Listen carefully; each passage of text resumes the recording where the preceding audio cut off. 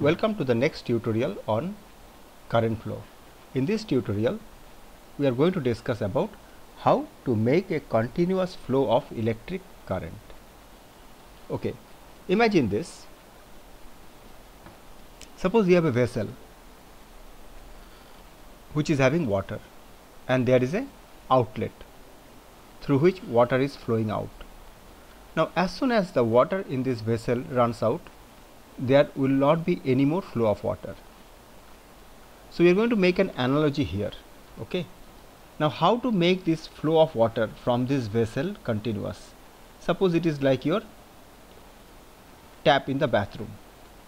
To make this flow continuous, somehow we have to have another tap which we call inlet, through which water has to continuously come inside the vessel. Only when we shall be able to replenish the water that is going out of the vessel, the water flow can be continuous.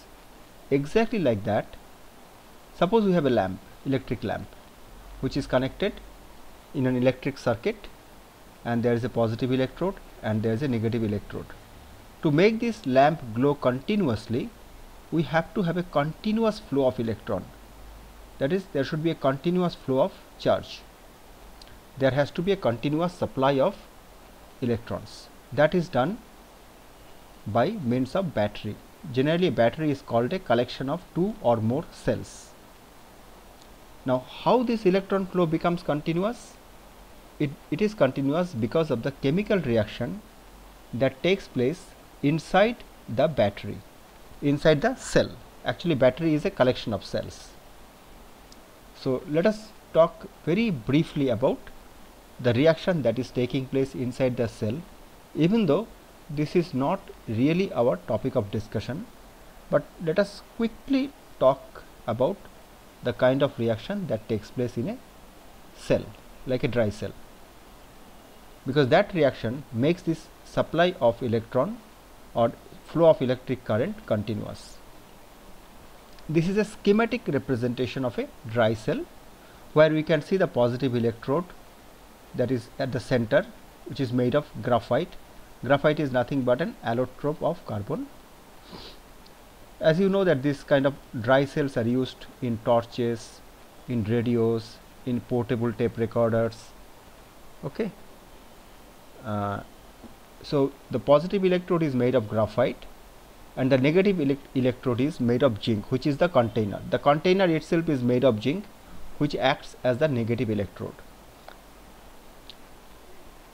Now, on the top of the graphite, there is a brass cap or maybe a copper cap, which is actually acts as the point for the positive electrode. So basically, this brass cap kind of protects the graphite. The inside the cell, there is a ammonium chloride jelly, and surrounding this graphite there is manganese dioxide.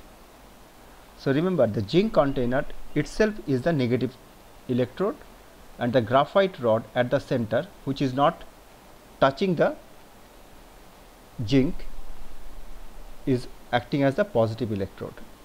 The reaction is quite complicated, but let me show it in the simplest possible manner. At the zinc cathode, that is zinc negative electrode, zinc is losing 2 electrons to form zinc ion, Zn2+. Now these 2 electrons reacts at the graphite anode with manganese dioxide and ammonium ion. Ammonium ion is coming from ammonium chloride. So these 2 electrons, which is being released from the zinc cathode, reacts with ammonium ion and manganese dioxide, that is MnO2, to form manganese oxide, that is Mn2O3, ammonia and water. So as you see, inside the cell there is a flow of electron, continuous flow of electron from the cathode to the anode.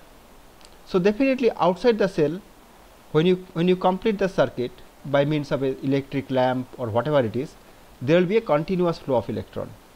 So as soon as we complete the circuit from the positive electrode to the negative electrode, this reaction inside the cell will take place and make the flow of electric current continuous. In this way, we can get a continuous flow of electric current. If you want, you can stop the video, replay the video to have a better understanding.